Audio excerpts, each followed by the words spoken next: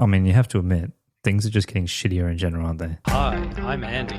And I'm Roger. And welcome to The Middle, where we try to have thoughtful conversations about awkward topics on our search to find the middle. We're going to give you last week's news today. It's a slogan we should put on a t-shirt. Stop touching her! I am tonight announcing my candidacy. Taylor Swift. Look, my biggest issue with marriage is that I think that it's a fundamentally flawed institution that is built on the oppression of women. I will not be lectured about sexism and misogyny. Having truly rational conversations about controversial issues is risky these days. Roger. Andy, how you doing? Oh, not too bad. Life's getting a little bit shitter, isn't it? Well, the Beatles might have been wrong on that one.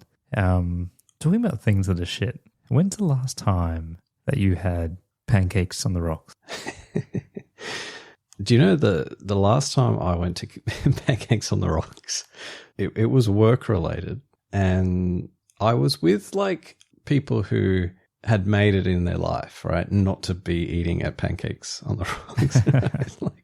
And there was some event, it was a proper event, and it was like, oh, we'll go for dinner afterwards. So we go, oh, yeah, we'll go down to like, yeah, I can't remember. We started walking down the fancy end of town, and we just went through all of the like, kind of, your Mr. Wong's and those kind of, Maryvale style places, right? No tables. So keep walking. Oh, there's a place down in the rocks, no tables. So this group of people, kind of relatively, I don't know what the word is. We refined people. We end up going and get pancakes on the rocks. There's something about it. There's something about pancakes on the rocks. I remember it used to be such a big deal. So for listeners outside of Australia, Pancakes on the Rocks is a chain that sell pancakes, right? So I guess it's a version of IHOP or something like that, right? But just a bit more, maybe a little bit leaning more on the dessert side of things, right? Like lots of different types of decadent pancakes, and quite famous. They sold their pancake batter in supermarkets, and it used to be a trendy thing maybe in the early 90s. But it holds a special place in people's hearts, I think, because you don't go very often, and when you do, you're an adult eating pancakes, right? Like, I mean, what's not to like? But I went there recently, and I don't know when the last time I went was, but I did have fond memories of having pancakes at a time where you shouldn't be having pancakes. Like you never go there for like breakfast, right? You always somehow end up going there for dinner. Well, or something. It's 24 hours.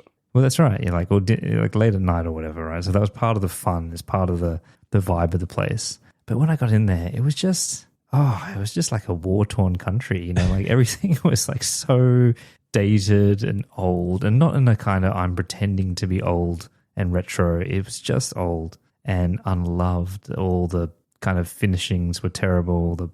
The staff were frustrated and just had no life, or no, the flicker of glint in their eyes had long gone out, right?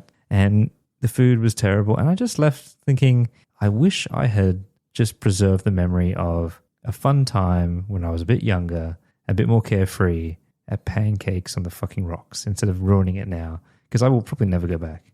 But see, the thing about everything you've just said is you can cop all of those things if it's like cheap and cheerful, right? And that's my memory of it. So my memory is everything you've just said, but like, hey, you're $20 an out, right? And you've got far more than $20 an out could get you anywhere else in the city. And by the way, it's like 2 a.m. in the morning, right? So, yeah. But I kind of think what's happened is now like you're probably paying like $40 in a place like Pancake. And then you start to think, oh, wait, this experience wasn't quite worth it. There's definitely that side of it, right? And I guess there's also, I was challenging myself to think, it's a common thing where your previous memory of things, your expectations, you've built it up to a degree that it either didn't deserve in the first place, or you've wrapped it in some kind of thick nostalgia that distorts the experience into something that it could never live up to as you go there, right? Like, did you have anything like that? Because I had this one where when I was a child, I went to the entrance and I had a very simple dish at one of the clubs there. It was a sausage drowned in gravy, like brown gravy. with a side of chips. And I swear to God, like this was like the most delicious thing I've ever put in my mouth. Right? Like I've been chasing this high. I've been chasing this high ever since, right? Like this idea of rich brown gravy with hot chips and like a delicious sausage. And just, part of me wonders whether it was even real. Like that's the kind of mythology that's been built up in my head. So what you're trying to say is you've been craving a brown sausage in your mouth for... See, I was diverse before diversity was a thing, right? Like I wanted that brown sausage. But no, seriously, like, you know, this kind of does happen, right? All right, so part of it's growing up, right? I think, okay, so I'm going to give an example which maybe is the same phenomenon but just applied to a different domain, right? It's like, you know, when I was a kid, like I always loved going to like Australia's Wonderland, right? Which was in Sydney. It was this, you know, kind of roller coasters and thrill rides and that kind of stuff, right? And like, it was always like this annual, like, I looked forward to it every year. And then they kind of closed down and then, you know, had this kind of, even as like a young adult, like this craving to go to like theme parks. Like, I want to go on a roller coaster. I want, you know, and then I went to like, in America, like when I was traveling, like I was probably at uni, but like I thought, I want to try these roller coasters. Cause like, you know, like Australian theme parks are not quite what you get abroad. Like they're just a little bit undercooked compared to what you get, certainly in America, right? So, I'm going to go to this like Six Flags Magic Mountain, which is like, they've got like 30 like roller coasters. Like it's just over the top of roller coasters, right? And some of them are like quite impressive, but like I went there and I was just like, fuck, this is fucking boring. Like it's just like, it's really like, once you've done the most, let's say, impressive roller coaster in the theme park, you're there for the rest of the day riding these fucking shitty rides that don't give you any excitement or thrill or joy, right? And it is quite a bizarre feeling to be in this overloaded, like this sensory overload place, like Six Flags Magic Mountain, and feel bored of like roller coaster, like, and then even more so, then you apply that like to Australian theme parks, like I suppose like Dream World or Movie World or something, right? Like there's nothing to them, right? Oh, don't say that. I'm taking the kids for the first time. But well, okay. In a couple of months. The only like point of redemption on this story, right, is a couple of years back I went to America again. I took my son to, you know, Universal Studios, and I had been to Disneyland as a kid before, but I hadn't been as an adult, right? And I thought, Disneyland, it was a little bit underwhelming when I went as a kid, so it must be shit as an adult, right? But Disneyland in 2020, or when was it, 24, 23, 24, something like that, like actually legit redeemed it for me. It was good? Yeah, no, it was actually good, because like the thing that their rides are just so impressive, right? In a way that like the thrill rides that you get, like roller coasters, like just don't, like that's one domain, but like some of the like the magic that they do in the rides, like some of the Star Wars rides they've got at Disneyland are just mind blowing. Yeah, you know, I'm the opposite. I went to Disneyland, I think, when I was 11 years old in Anaheim, and I had a great time. You know, I look back at that time and I think, gee, that's like the cusp of moving from a child into almost like adulthood, right? At that 11, 12, you're just starting to lose it. And I felt like I experienced Disneyland right on that cusp, just when I was enough of a child to really embrace it and enjoy it and not feel the kind of the cringe factor or whatever it is, right? So I'm lucky in that respect. What about things that have actually gotten shitter though? Like theme parks in general, like have not gotten shitter, right? It's just I've become less thrilled by thrill rides, you know? So, but what about some things that have actually become shitter? Yeah, like, I mean, look, the one that comes to mind for me, and we've spoken about it at length, I've got to go with the internet.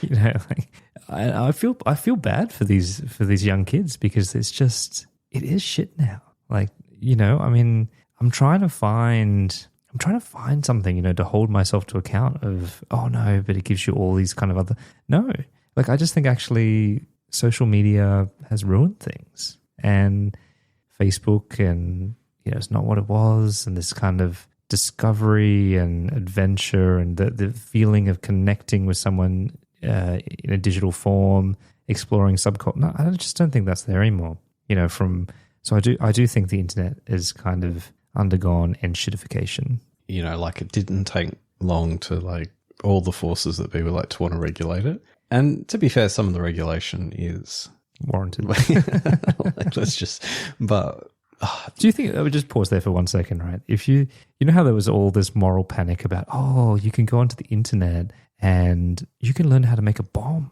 and soon enough it's going to proliferate terrorism and bomb. Oh yeah. Do you think that's not true? No, like, no. But, surely that's not true. But I think the one that gets me is the fucking like all those cookie warnings you get. Like bloody Europeans like know how to fuck something up, don't they? Yeah, like that's the EU right there. Yeah, like it's just let's ask every person every time you go to any website, do you want to accept cookies? Like, no thanks. Yeah, and look, it's also an interesting like study in like into culture, right? Because I think some of the regulation on the internet, like some of it is government, but a big chunk of it's also like the evolution of internet culture. So particularly like where corporate websites kind of, and even just like standards, like security standards and like a whole bunch of things that, you know, I would say it's not just regulation too. Like I think actually when I step back and look at what's happened, it's fucking capitalism too, right? It's the corporate, it's the commercialization of every fucking thing on the internet, right? Like the internet is all about trying to make $1 now, you know, and because of that, the ads, the, you know, like the scheming, the algorithm, it's all about monetizing, right? And because of the early days of the internet, we didn't really have that same thing. Mm-hmm. Well, we didn't have that feeling of someone just trying to extract every $1 from you every minute you're on the internet. But for the longest possible time, like you could go on news websites and read the news for free. Like there was, remember Napster? Well, and like all of that stuff, like it felt like a very exciting place, right? And now it feels just like a giant e-shop, right? And I really hate that. I really hate that. You know, I think that has had a terrible effect on the culture. Yeah. All right. Well, I'll give my like something that's gotten worse. And I don't know if it's gotten worse in some sort of aggregate sense as opposed to like the average has dropped, but maybe like the overall throughput is sufficient to give it value, but like streaming, you know, TV streaming, like, you know, I just think, and look, so I think the way it used to work, right, is like a Netflix or a major like news streaming service would have to have like an anchor show that's so good that everyone wants to watch, that like they just needed to have like the it show, right? And like Netflix in particular, I think in that first sort of 5 years from maybe let's say 20, I don't know when it kind of fully fledged streaming service went live, but let's just say for argument's sake 2010 to 2015, right? That 5 year period, like you could pretty much just watch, like you could watch Netflix like you'd watch like a free to air, and you'd actually get better quality. So you would, in terms of what would be on your home screen or what they'd push, like you'd watch it and you could pretty much guarantee it would be good.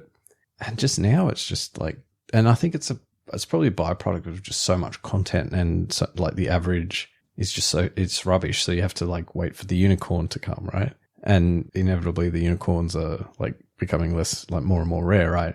And then you have this other effect where, to the extent that there are unicorns in the TV landscape, there's now like 3 million different streaming platforms that you've got to have like 25 subscriptions at the same time just to watch, you know, the like a decent suite of shows, right? Yeah. Again, you know, like I think there was a bit of the thrill is gone. Like you said, when you had Netflix back in the days, you got to get it because there's so much good stuff on there that you can only find there. And now I just feel like it's just like a revolving door of where your favorite show is going to be on. You go back and you're like, oh, this was on Netflix and now it's on Binge or some other third, you know, like this constant trading of these shows and series, and I really hate that part, right? Like I thought this was going to be a little bit different than the Foxtel wars, right? Like it hasn't kind of panned out how I thought it would. Okay, let's keep it moving. I'm gonna pick one a little bit different now, and I'm actually going to talk about like work. Corporate life, I think, has undergone a thorough downward slide in the quality of the fun parts of corporate life. And don't get me wrong, there was always there's some things that are a constant on the negative side of any job, and especially corporate jobs, right? Like, dealing with your bosses, the mindless bureaucracy of paperwork, busy work, all this kind of stuff, commuting, blah, blah, blah. That's all there, right? But I think there used to be a lot of like cool benefits that are no longer there. And I hate to say it, but I think that technology has made it a lot worse. I think that, yes, there are some better tools for you to do your job, and you might find a bit more satisfaction and achievement that you might be able to do with your output and your creation. But can we just like talk about being online 24/7? Somehow social media has merged in with corporate culture, and you're expected to be online not 9 to 5, but 24/7, right? Like your work follows you everywhere, right? Like that. Think of how litigious the labor force was, and now it's just like totally rolled over. There are no boundaries. Messages can be sent and piled up at any time. You can kind of mix in this and that. It's like flexibility. Flexible working is really about, a premium on your attention. And I think that alone would be enough to ruin a lot of work culture. But don't get me started on, there's no drinks cultures. A lot of like that's all died now. Friday night drinks because of COVID. Commutes have become worse and worse as cities have been congested. There's not any prestige with corporate jobs anymore. In fact, quite the opposite. And yeah, I feel that the benefits of working for a big corporate have started to erode. I think the costlessness of sending a message, or like the amount of information you have to wade through to just figure out what's actually truly important, and it's mindless. Everyone, like even the most junior person in the least impressive or significant organization would have an inbox that's inundated with like overflowing with information, right? And it's actually mentally exhausting. And AI is making it worse. Well, see, I think when you're in a situation where in your job, you have to, like, let's say, just take email, for example, right? If you just have to wait for someone to yell at you, like as the signal of whether something's important, like there's something that you should have done that you missed. Like when you can't actually read your first line of, oh, someone's contacted me to do something, and you're relying on not just the first attempt, but like the second layer of like it being escalated to you because there's some emergency you've missed. When you're on that second generation of messaging, to know what you've got to be doing, like that's where you're really truly fucked. And like, I just think that's so common though. Like, and the amount of reporting requests because everyone wants information, the amount of like corporate sort of reporting because we've got this risk culture that we're all operating in, some of it legal, some of it, best practice, supposed best practice, all of the requirements that govern our day-to-day, even just doing our day-to-day jobs. And then it does feel like you sort of have, to use the standard 8-hour sort of day, you have 8 hours just wading through all that shit. And then maybe after you've done 8 hours of that, maybe then you can start doing your work. Yeah. And I think you're right around the just on some of the social stuff, right? Drinks culture, all that sort of stuff. But like the other piece of the puzzle is like the kind of the work /PC/ like psychosocial risk kind of thing in the workplace where you really don't. Can you imagine like the series Mad Men? But they were woke. There'd be nothing that happened. Well, I think the worst part about it is, right, and this is actually really salient, like a human observation, right? Friends, genuine friends, are people who you do not have your guard up around, right? Yeah. Like to have real human connection with people, you have to be able to be yourself. You have to be able to say what comes into your mind, like whether it's a bit of banter, whether it's a bit of a crude joke, whether it's whatever, and you're not worried about like what they're going to think about you because you're sweet, right? And all of these layers of decorum and like, the policy, code of conduct, saying this, like all of those layers have just sucked out the humanity of workplaces. And it's rare to find people like you have to find that there'll be a set number of people who, like, if you can find your people in the workplace who you can have that same kind of, who you know that they don't care, like, you know that they're not like that they're sweet, like, then you can do that. But like, it's increasingly hard to find those people. It reminds me of that movie, the Death of Stalin. I don't know if you've seen that movie, but yeah, I have. there's like this scene where like Stalin dies, and then they're like there's not really a clear successor, and no one wants to kind of. It's this weird catch-22 because if you say something wrong, you could like end up in the gulag. So they're all just sort of not saying what they really think, and it's that kind of environment every day at work. It's really fucking torturous. Yeah. Technology and woke Armageddon side by side. All right, I'm going to go a next one. I think this might be controversial, or you may or may not agree with it, but I'm going to go the pace of change of technology. Okay, so I think on one level, technology is progressing at a more rapid pace than it ever has in human history, ever, like exponentially. Like when we look at all this AI stuff, right? It's just, you can't compare, right, to where we're at now, right? That's on one level, right? And there's so many domains where that's happening, whether we're talking about like Elon Musk, you know, building rockets and fucking Starlink and all that shit, whether we look at the drones over in Ukraine, like fucking following guys with flowers, like, and then blowing them up, kind of, you know, like just all this wild shit, right? So on one level, it's, yeah, technology is it's just mind blowing, right? But at another level, like consumer electronics, right?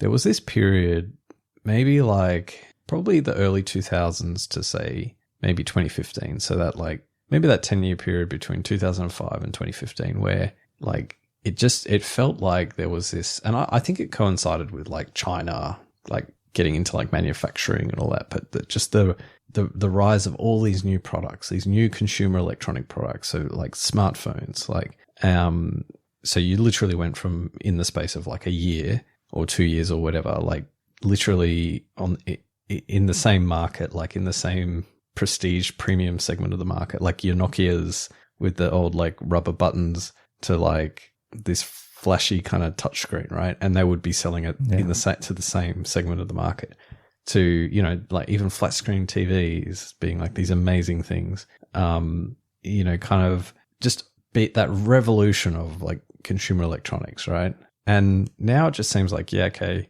there's a new iPhone or there's a new Galaxy phone. I'm not an iPhone user, as we all know, but like they don't seem to be any different to, like, they're more expensive than ever, but like you're not getting anything extra from them. Like there's no wow factor anymore. So I'm gonna have to agree, because in my heart of hearts, I believe that Apple have already designed the iPhone 20 and they're just drip feeding it to us. I've got to believe that they know exactly what it's going to do, but they're just like, no, they can wait, and we can just keep on drip feeding these like faster phones with just, it gets a little bit better every year. It's like, no, give us the fucking space shuttle. I know you have it in there, right? Like just pull an all-nighter and stop. You know, it's almost like I wonder whether they coordinate with Samsung and say, hey, we could both try to outwork each other, but why don't we just agree that we will have incremental value? You know, we're going to release 0.5 models for the next 10 years and we'll both just make a bucket load of money together, you know, as a duopoly.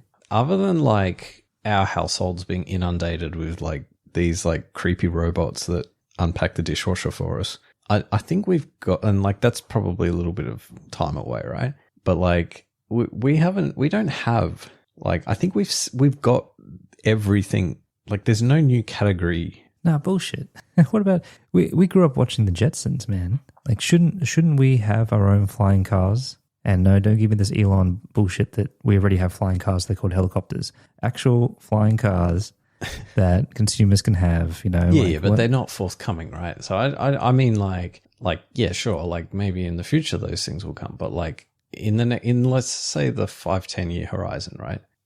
I don't think. I think all the innovation spending is going into like AI, right? And it's software stuff, right? And from a consumer electronics point of view, like there's like, it's only China that's coming up with the new shit, right? Like, well, I mean, the Optimus I can see a future in the next 15 years where robots. Yeah. So everywhere. robots is probably like, and that's why I gave that as the first example, like where, but even, I don't know. It's just like, are you into like these robot vacuum cleaners? I do have one, but it's, I don't use it as much as I thought I would. Yeah. Because you still have to clean the house before you use it. This is the problem. And so, yeah. See, this is the problem, right? That it's one of these disappointing, underwhelming technologies, which seems like such a good idea in theory. Like the same with drone. Like, okay, don't get me wrong. Like drones are like this amazing toy that, like, in the right set of circumstances, if you have like the ability to go out into the wilderness and take all your like epic, like, nature documentary quality, like footage of like fucking mountain goats on the hill or whatever, that's great. But like in the real world, people don't have time for that. Yeah. I mean, and maybe we've answered our own question why the pace of technology is, well, at least consumer technology that needs to be mass produced has to match the market's demand, right? And maybe there's just not enough hobbyists to get freaky deaky with the innovative technology, right? I mean, that's probably exactly what it is. All right, I'm going to put one in there. Growing up, what do you think was the most exciting online shop to buy from? Oh, well, probably eBay. Damn right. eBay. Like, I think people miss, this idea of like bidding on something, like, and eBay rapidly became more like an online store where you could just purchase things. You didn't have to like, you didn't have to bid on them and go through the roller coaster of emotions of, am I going to win it at the last minute, right? But I mean, what a revolutionary thing, this online auction, right? And you've never held the product. You don't know much about it. You're going off reviews. Will it come? Will it not? What's the actual value of this product? Well, hey, it's what someone was going to pay for it. And Billy Ted Nips 95 around the other side of the world is also interested in your Pokemon card, right? So I thought that was such it was such a thrill back in the day, the excitement of trying to find something that you really wanted, and oftentimes was quite rare or obscure or something that you couldn't get your hands on by normal retail means, and getting it from eBay, right? Like, and now I just think eBay is such an obscure presence in the online shopping, in the e-commerce world. I can't remember the last time I bought it, maybe for some collectibles and things like that. But yeah, I just think it's got, it went from these individual, mum and pop, like you and I type sellers, to now just another e-shop of commercial sellers and drop shippers and things like that. And I guess then Amazon came along and squashed most of that strategy. Yeah, I think the appeal of like Amazon is just the certainty of knowing that someone is going to come to your to your house tomorrow and deliver the thing, right? Or even the same day. And with eBay, their biggest flaw is like you just don't know. Like, is it going to be 2 or 3 days? Like, God, we can't possibly survive that. Like, and I do wonder like how much the instant gratification of Amazon's actually, like, people are prepared to pay like a premium for that. The return policy probably helps a lot too. Well, maybe in your case. But I think eBay still is more diverse. Like, so Amazon will just not stock some things, right? Whereas eBay, if there's like something obscure, eBay can be the place to get it, right? And it can be like genuinely like as well secondhand stuff, or or rare collectibles and stuff like that.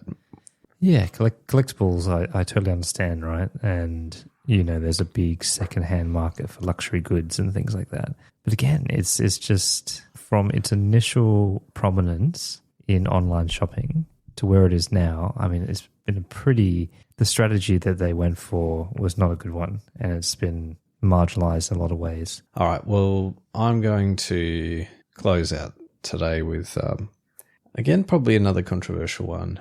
I'm going to say like traveling, because absolutely, like, in this day and age, like, international travel is still the best way to spend money, in my opinion, right? Like, it's still the thing I'd rather do, right? Like, I'd most like enjoy doing. It's like, see a new place, like, it's cool. You get to like, you're on holiday, so that's a big part of it. But I don't know. I think maybe again it's probably getting a bit older as well. But like travel either means it's just this like dichotomy, right?